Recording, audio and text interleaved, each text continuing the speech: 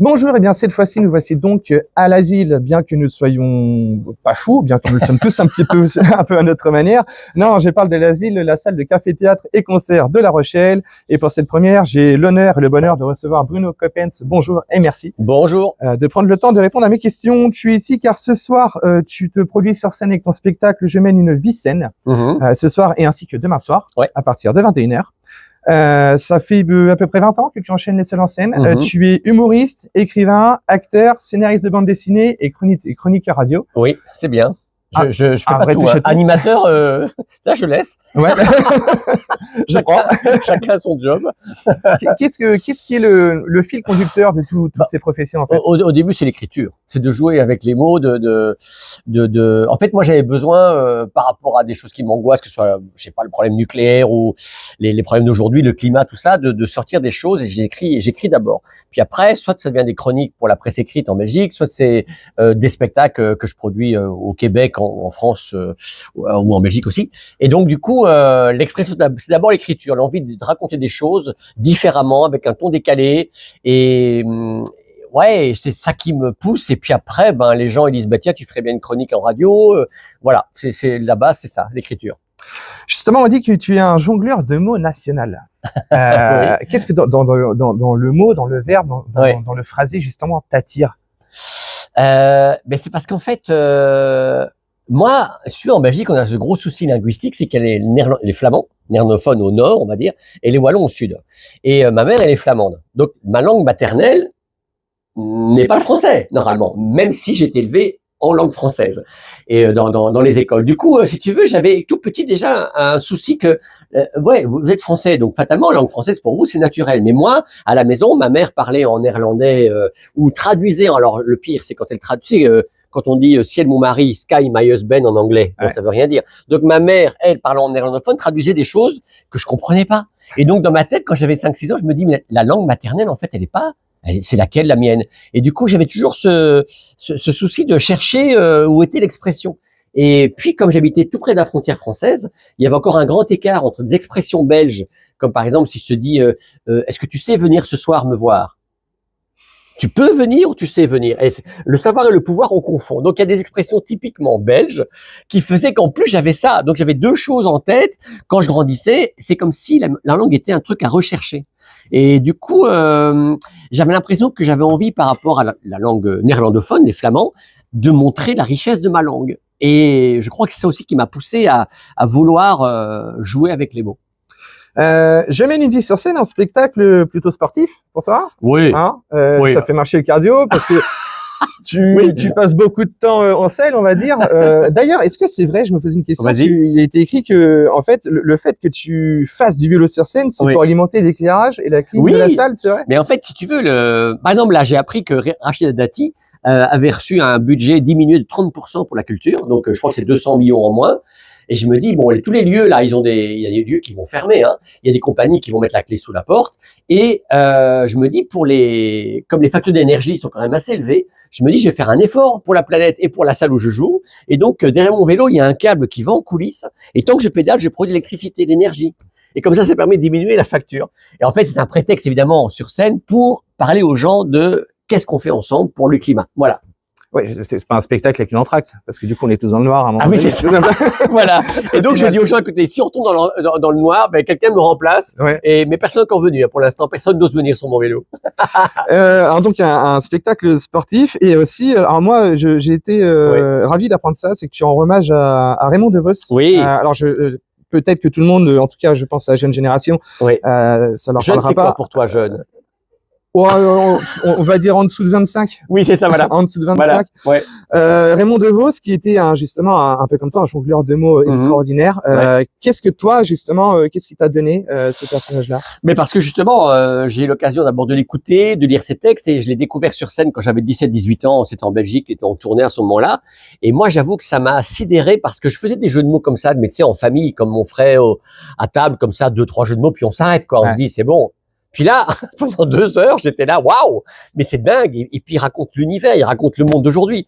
Et je me suis dit, alors, ça m'a vraiment donné envie. Mais entre ça et alors le fait de franchir le pas, là, ça a mis une dizaine d'années. Quand j'étais étudiant, j'ai fait ce qu'on appelle en France bac de lettres. donc philo-romane chez nous, c'est-à-dire pour être prof de français, en fait. Bien sûr, j'étais baigné dans la littérature tout le temps, et du coup, pour moi, le fait qu'il passe à la télé, chez Jacques Chancel à l'époque, bon, ça aussi, Jacques Chancel t'expliquera aux jeunes de moins 25 ans. On mettra un sous-titre.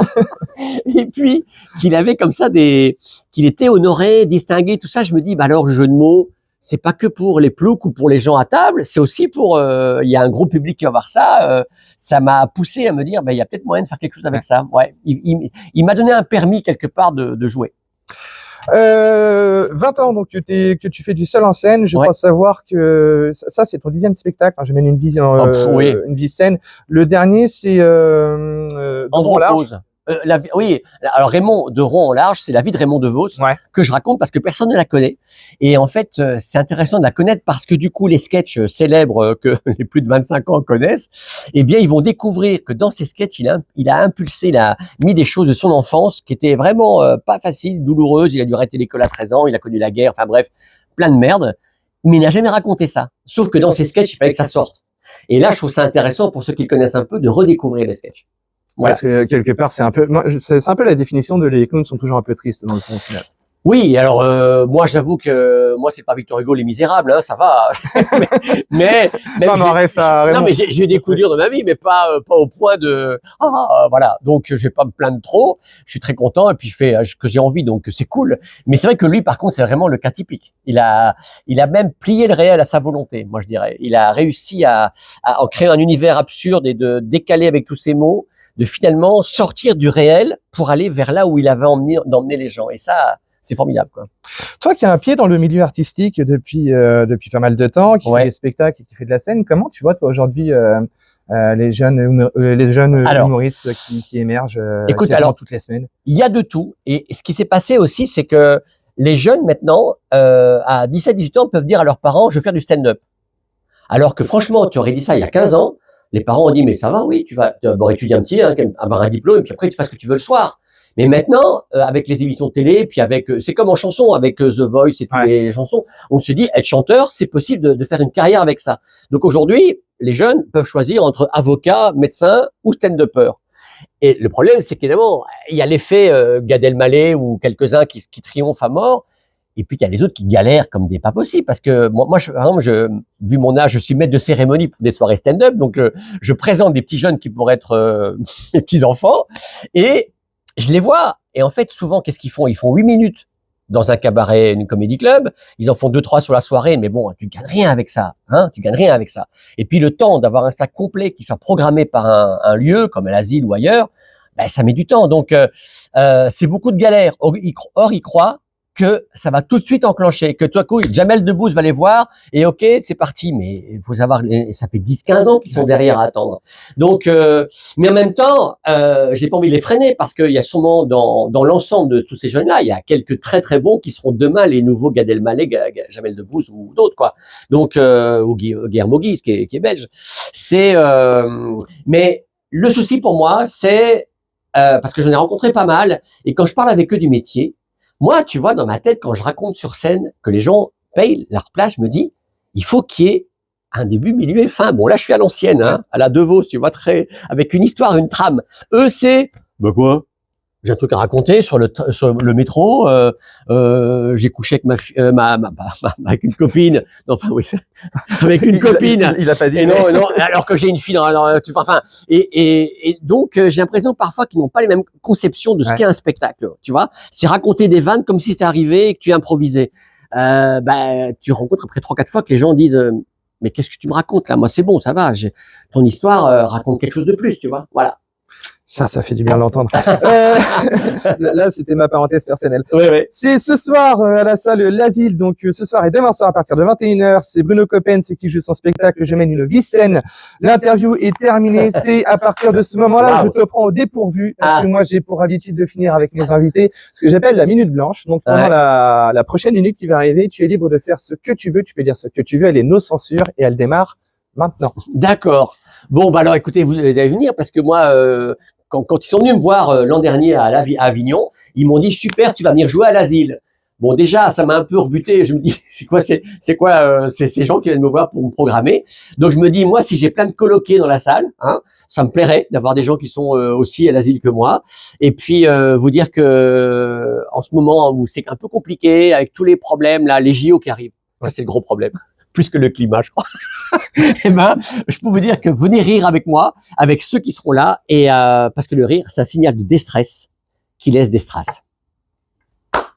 Terminé. Voilà, ce sera le mot de la fin. Merci à vous, merci Bruno. Je te dis merde pour ce soir et demain.